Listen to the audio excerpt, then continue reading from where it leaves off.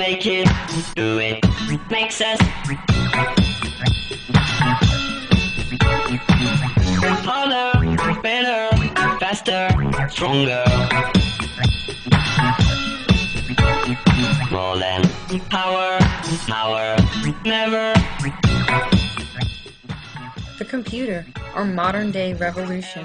We use it every day, from listening to music to editing photos to viewing video. But where did our first computers come from? People. I'm a computer, you're a computer, we're all computers. Computer was originally a job title that described people doing repetitive calculations.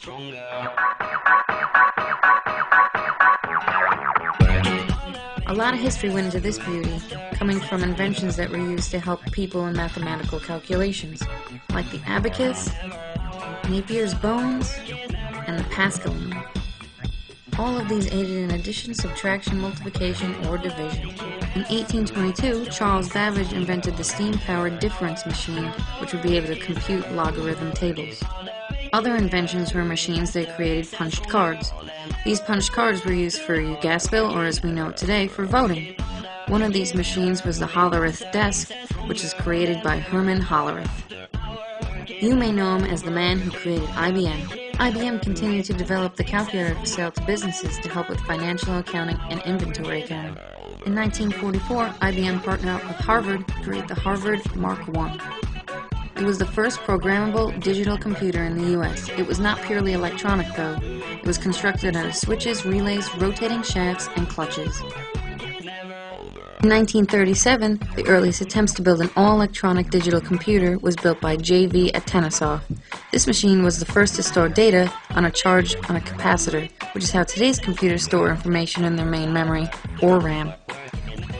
Another major invention towards the model computer was the Colossus, built during World War II by Britain for the purpose of breaking the cryptographic codes used by Germany.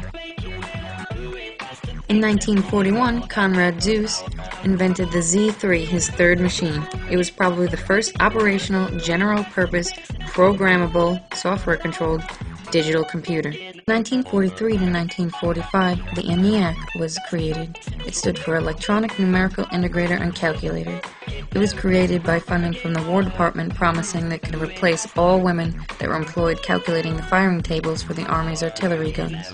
By the end of the 1950s, computers were no longer one-of-a-kind hand-built devices. Although the ENIAC was unquestionably the origin of U.S. commercial computer industry, by 1955, IBM was selling more personal computers. Computers had been incredibly expensive because they required so much hand assembly. In 1976, the Apple I sold for only $600 as a do-it-yourself kit. In the 1990s, a university student would typically own their own computer. This was a result of the transformation of the microprocessor. In 1971, Intel was the first to develop the microprocessor.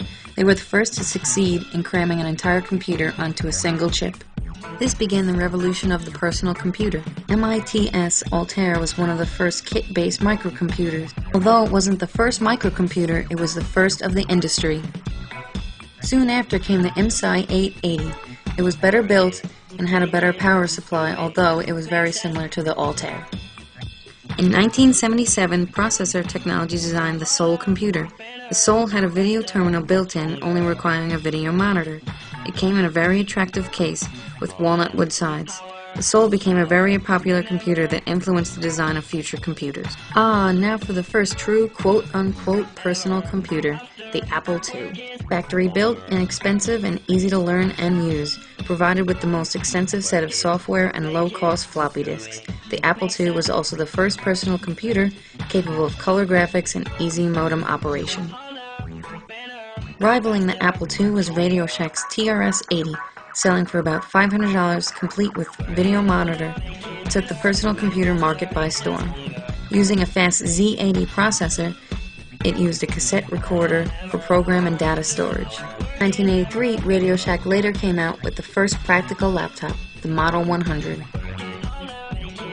You know what's next. Progression of technology means progression of the computer.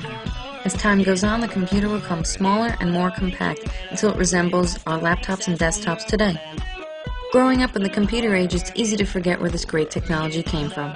Now that you know, I hope you can properly thank the inventors and inventions that indirectly bestowed upon you your new Apple MacBooks that our school lovingly gave us. Our work is never over. Our work is never over.